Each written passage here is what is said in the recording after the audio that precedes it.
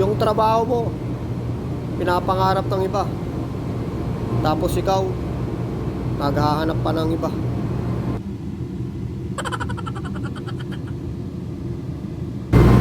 So ayun na nga, no? So itong papakita ko, ang tawag dyan ay first impeller vane ni LG centrifugal chiller natin dyan, no? So si IGB, so ang trabaho nyan, which is mag-control ng volume ng refrigerant, no? At the same time yung capacity nya.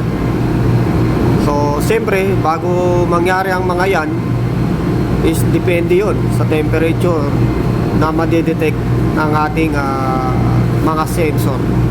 So ayun lang ang aking masishare sa ngayon, and then please support my channel mga bro.